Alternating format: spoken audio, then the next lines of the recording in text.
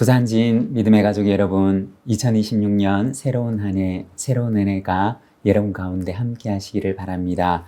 오늘 말씀은 창세기 20장 1절에서 18절입니다. 아브라함이 거기서 네게브 땅으로 옮겨가 가데스와 술 사이 그랄에 거주하며 그 아내 사라를 자기 누이라 하였으므로 그랄 왕 아비멜렉이 사람을 보내어 사라를 데려갔더니 그 밤에 하나님이 아비멜렉에게 현몽하시고 그에게 이르시되 내가 데려간 이 여인으로 말미암아 내가 죽으리니 그는 남편이 있는 여자임이라. 아비멜렉이 그 여인을 가까이 하지 아니하였으므로 그가 대답하되 주여 주께서 의로운 백성도 멸하시나이까.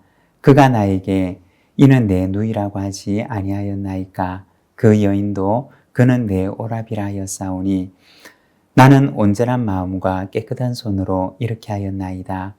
하나님이 꿈에 또 그에게 이르시되 내가 온전한 사람으로 이렇게 한 줄을 나도 알았으므로 너를 막아 내게 범죄하지 아니하게 하였나니 여인에게 가까이 하지 못하게 함이 이 때문이니라. 이제 그 사람의 아내를 돌려보내라. 그는 선지자라. 그가 너를 위하여 기도하리니 내가 살려니와 내가 돌려보내지 아니하면 너와 내게 속한 자가 다 반드시 죽을 줄 알지니라. 아비멜렉이 그날 아침에 일찍이 일어나 모든 종들을 불러 그 모든 일을 말하여 들려주니 그들이 심히 두려워하였더라. 아비멜렉이 아브라함을 불러서 그에게 이르되 내가 어찌하여 우리에게 이렇게 하였느냐. 내가 무슨 죄를 내게 범하였기에 내가 나와 내 나라가 큰 죄에 빠질 뻔하게 하였느냐. 내가 합당하지 아니한 일을 내게 행하였도다 하고 아비멜렉이 또 아브라함에게 이르되 내가 무슨 뜻으로 이렇게 하였느냐. 아브라함이 이르되 이곳에서는 하나님을 두려워함이 없으니 내 아내로 말미암아 사람들이 나를 죽일까 생각하였으며 또 그는 정말로 나의 이복 누이로서 내 아내가 되었음이니라.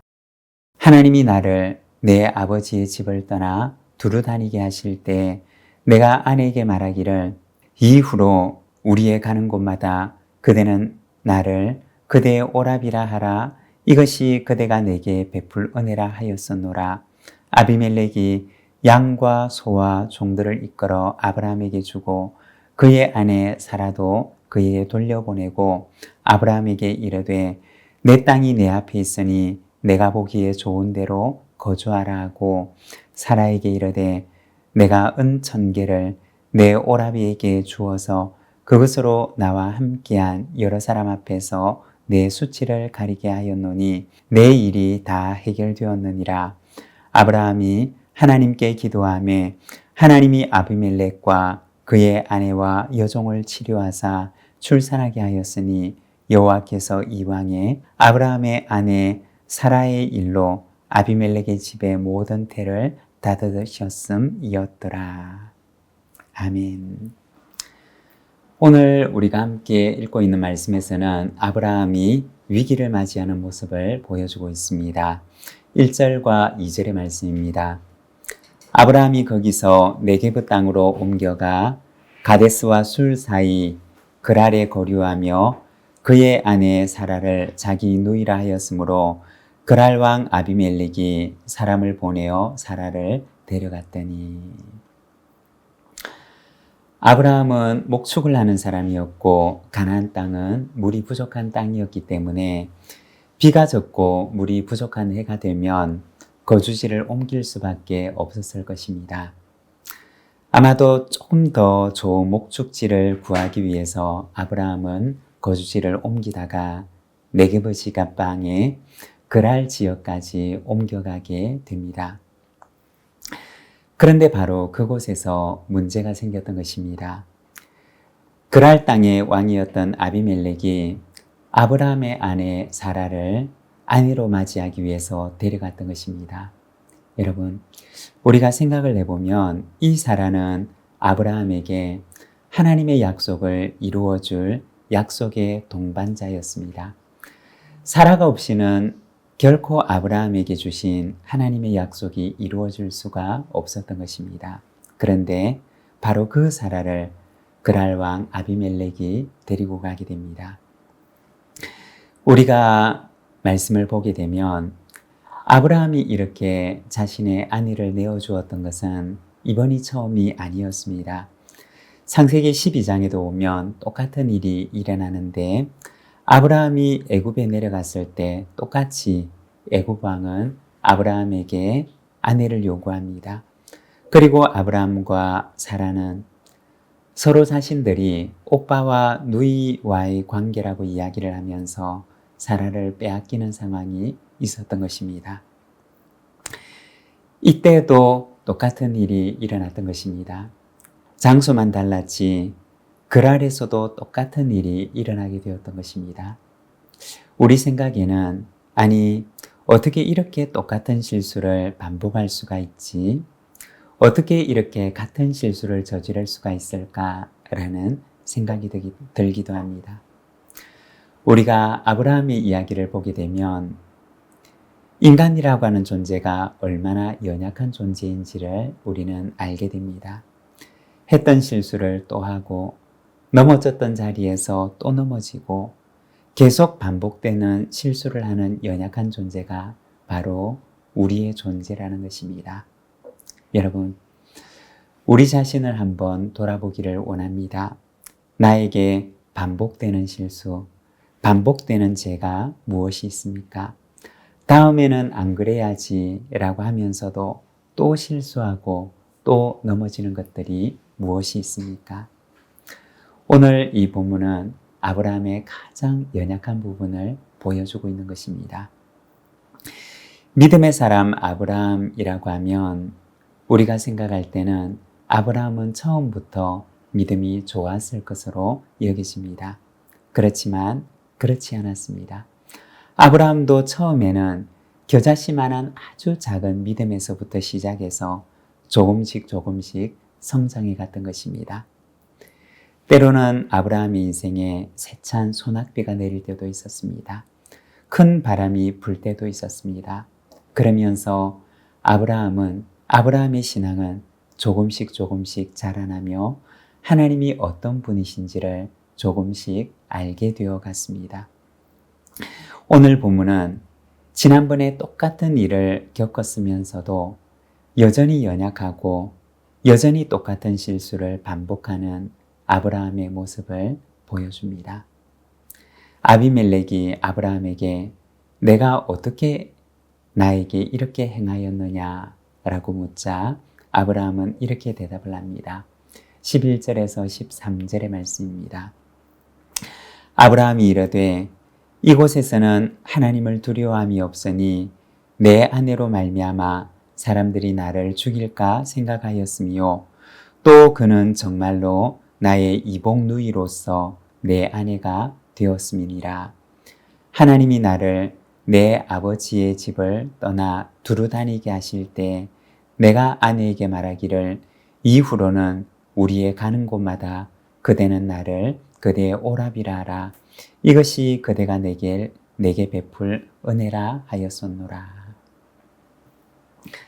여기 보면 하나님을 믿지만 늘 불안과 두려움 가운데 살아가고 있는 아브라함의 모습을 보여줍니다.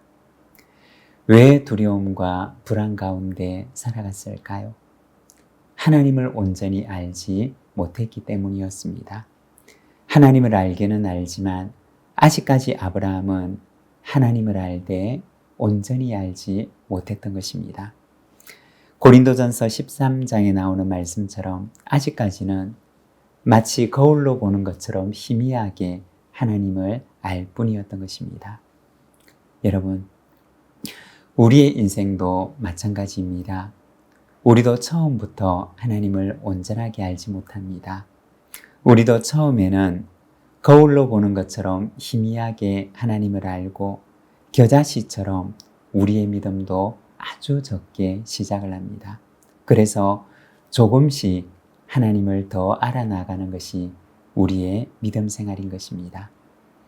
아브라함도 믿음이 어린 시기가 있었고 하나님을 조금밖에 알지 못하던 그런 시기가 있었습니다.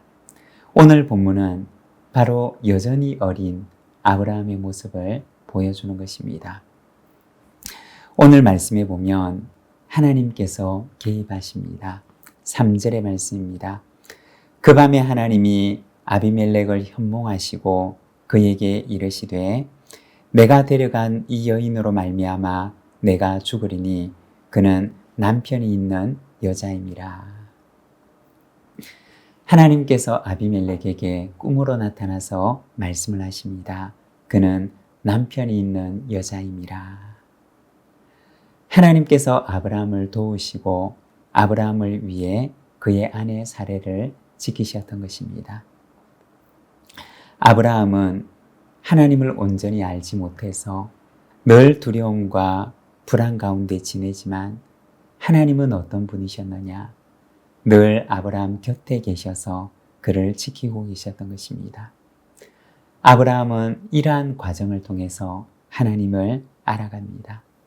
하나님께서는 언제나 나와 함께 계셨구나 라는 사실을 알게 됩니다. 7절에 보면 이제 그 사람의 아내를 돌려보내라. 그는 선지자라. 그가 너를 위하여 기도하리니 내가 살려니와 내가 돌려보내지 아니하면 너와 내게 속한 자가 다 반드시 죽을 줄 알지니라. 그리고 17절에 보면 이렇게 말씀을 합니다. 아브라함이 하나님께 기도하며 하나님이 아비멜렉에게 그의 아내와 여종을 치료하사 출산하게 하셨으니. 하나님께서는 아비멜렉을 통해서 아브라함이 아비멜렉을 위해 기도하게 하십니다. 그리고 아브라함이 아비멜렉을 위해 기도할 때 아비멜렉과 그의 가정을 치료하십니다. 하나님께서는 아브라함으로 하여금 그가 누구인지를 다시 한번 깨닫게 하십니다. 주변 사람들을 두려워하는 아브라함에게 세상을 축복하는 존재로 그를 부르셨던 하나님의 부르심을 하나님께서는 아브라함으로 하여금 깨닫게 하셨던 것입니다. 여러분, 우리는 누구일까요? 하나님께서는 우리를 세상을 축복하는 존재로 부르셨습니다. 오늘 우리의 삶이 세상을 축복하는 존재로 살아가는 저와 여러분이 되시기를 바랍니다. 기도하겠습니다. 하나님 아버지, 은혜를 감사합니다. 오늘 우리가 주님의 말씀을 바라봅니다. 늘 두려워하고 늘 불안 속에 살아가는 아브라함에게 하나님께서 다시 나타나셔서 그가 어떤 존재인지를 깨닫게 하시고 그가 세상을 두려워할 존재가 아니라 세상을 축복하는 존재로 그를 부르셨음을 그로 하여금 다시 깨닫게 하심을 우리가 말씀을 통해 바라봅니다. 하나님 아버지, 오늘 우리를 부르시되 세상을 축복하는 존재로 우리를 부르심을 바라보니 하나님, 오늘도 우리로 하여금 우리가 누구인지를 알고 하나님께서 우리에게 어떤 사명을 주셨는지를 깨달으며 우리가 오늘 이 하루를 살아갈 수 있도록 은혜를 베풀어 주시옵소서. 주님, 이 하루를 의탁합니다. 연약한 저희를 붙드시고 또 인도하여 주옵소서. 예수님의 이름으로 기도드립니다. 아멘.